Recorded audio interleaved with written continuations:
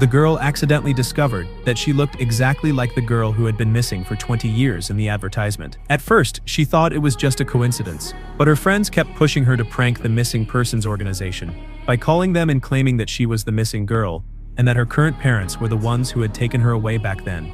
After her friend made the call, she began the plan. She thought she was just playing a prank with her friends, but ended up accidentally uncovering the secret of her origins.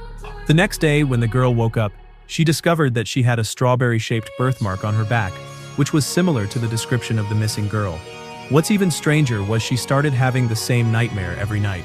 In the dream, it seemed like a man had taken her away when she was a child, but she had forgotten what the man looked like.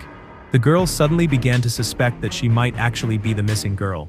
So, she carefully asked her father about her birth certificate, hoping to confirm if she was his biological child. But when her father heard this, his face changed. He not only refused to show her the certificate, but also told her to throw away the advertisement and stop contacting the missing persons organization.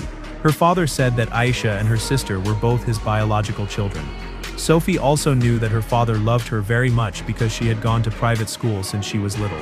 Her father had not only bought her a car but also arranged a great job for her, but her father's reaction still made Sophie suspicious.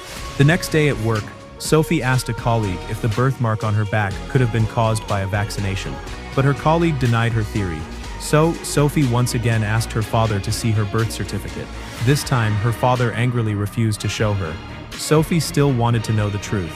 She secretly took some of her father's beard from his razor, and then took the beard and her own hair to her colleague to do a paternity test.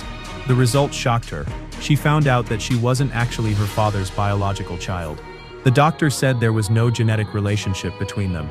Sophie finally realized that her father had been lying to her all along. She began to doubt that she really was the missing girl. Sophie found it hard to accept this fact.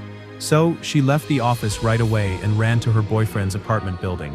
She wanted her boyfriend to help her figure out what to do. But as soon as she entered, she saw her boyfriend lying on the ground. Sophie also heard her boyfriend mention her father. She didn't understand what had happened. At that moment, she heard the sound of glass breaking outside. Sophie, scared, immediately ran outside and called her father, questioning him why he had lied to her. Her father's words left her completely stunned. Just as Sophie was hesitating whether to meet him as her father asked, suddenly a man walked towards her. Sophie thought he was coming to arrest her, but to her surprise, the man said her adoptive father was a fugitive, an economic criminal on the run for 20 years. It was thanks to the call she made to the missing persons organization that gave him a lead. He wanted Sophie to lure her adoptive father out. At this point, Sophie started to distrust the stranger. The man knew what had just happened to her, and now she had been framed as a criminal. Just then, police sirens went off. Sophie had no choice but to leave with the man for now.